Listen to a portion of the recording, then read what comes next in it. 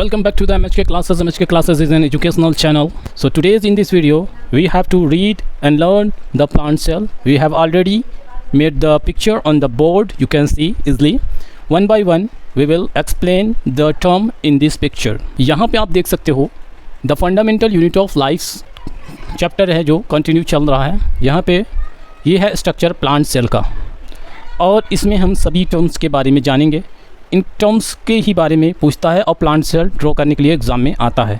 तो आप लोग केयरफुली, कुछ करना नहीं है, बस वीडियो देखिए और जो बोल रहा हूँ उसको सुनिए और जो आपको नहीं समझ में आएगा उसको कमेंट करिए और लाइक करिए. यहाँ पे देख सकते हो ये है स्ट्रक्चर ऑफ सेल. ये एक प्लांट का सेल है. सेल की हिस्ट्री और सेल के जो टर्म्स हैं आप जानते हैं. यहाँ पे सबसे पहले हम प्लाज्मा मेम्ब्रेन की बात करेंगे.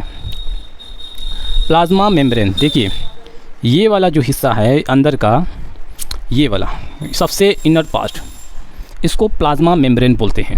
Plasma membrane basically, membrane means होता है एक झिल्ली टाइप का, जिसे हम अपनी लैंग्वेज में झिल्ली बोल सकते हैं या कोई सेपरेट करने वाला बहुत ही पतला चीज़ बोल सकते हैं. अब प्लाज्मा एक फ्लूइड होता है, यानी कि एक मटेरियल होता है जो इसके अंदर होता है, इस मेम्ब्रेन के इधर होता है. तो इसको प्लाज्मा मेम्ब्रेन इसीलिए बोल दिया गया. सबसे पहले आप टर्म को समझ लीजिए. प्लाज्मा मेम्ब्रेन बोला क्यों गया?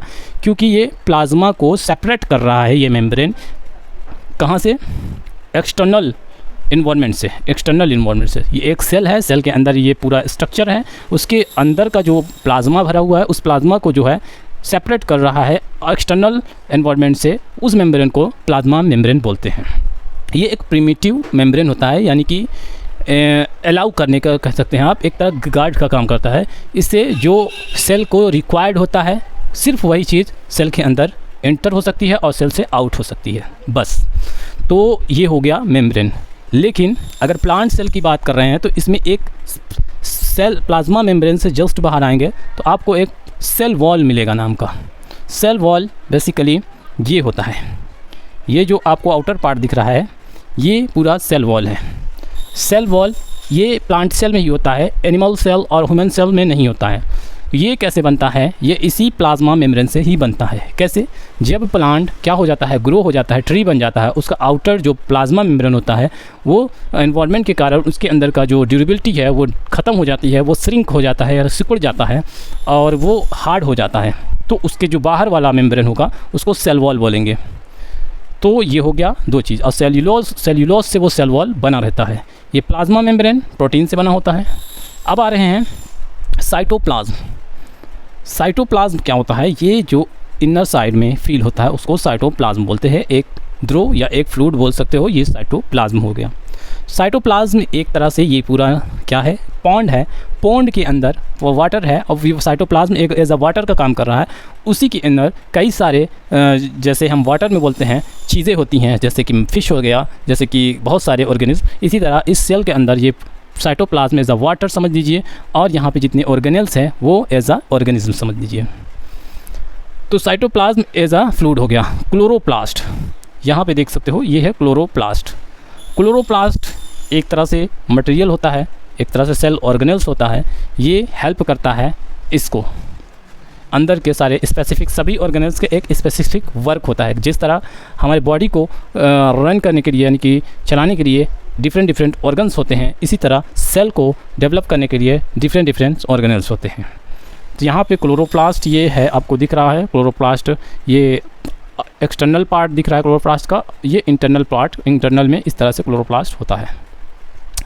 फिर उसके बाद आता है RER. क्या हुआ ये? Endoplasmic, rough endoplasmic reticulum. ये इस तरह से कुछ स्ट्रक्चर होता है, रफ इंडोप्लाज्मिक रेटिकुलम और स्मूथ इंडोप्लाज्मिक रेटिकुलम. इस तरह से इसका स्ट्रक्चर होता है. डायग्राम को समझ लीजिए, डायग्राम बनाने में इजी होगा.